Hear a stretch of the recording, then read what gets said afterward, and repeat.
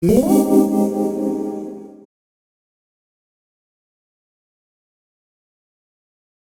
I'm Sanjay Mujumdar. I'm a plastic surgery consultant from Yorkshire in the United Kingdom.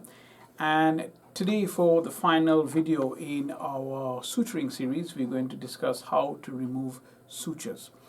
And we've got a few interrupted sutures that one of my medical students has done on a simulator, and we're going to remove those.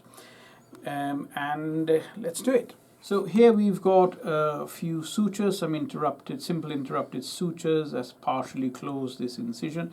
Let's assume this is on a person and it is 10 or 14 days down the line, and we now at a stage where we can remove the sutures. Now, the first thing is the kit. So I think the best kit to use is a non-tooth forceps, not one with teeth, because the non-tooth grafts are not better than the one with teeth. And you want to use either a blade or a pair of scissors that has this shape, this sort of curved shape, and this is called a number 12 blade, or the suture removal blade. And there's a scissors with a similar shape to one of the blades on it. And the reason for this is it can get underneath the suture itself and cut it quite neatly. I prefer the blade because it's thinner and I think it works better in my hands.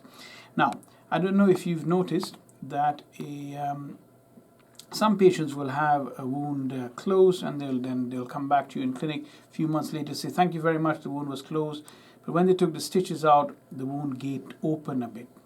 And the reason for that is that the suture, when it was removed incorrectly. So there are two particular things we need to think of when we're removing sutures. One is this part of the suture, which is sitting on the outside for 10 or 14 days or 7 days, whatever, has grown bugs on it because it's been colonized by bugs, and you don't want to actually let any of the suture material go deep to the skin when you're taking it out, because then you're introducing bugs within the skin. So that's the first thing. And secondly, when you cut this, if you pull the suture away from the wound, that is in that direction, you're going to create a force that will want to open the wound, and that's what causes the gapping.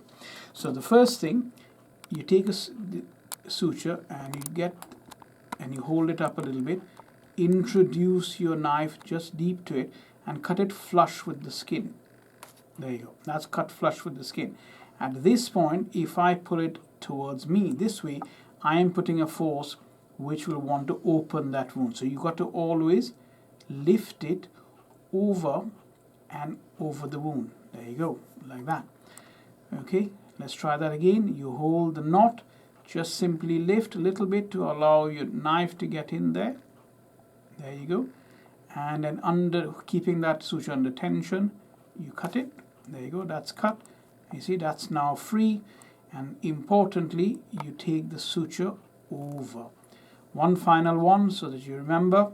Hold the knot, lift it gently. Remember, this hurts the patient a little bit. You got to warn them of that. Put your knife deep to it. There you go, it's sitting there, and you cut it. And that bit of tension you're giving holding the suture helps that. And then you lift it and you take it over. And that way you get the best possible result. Thank you very much.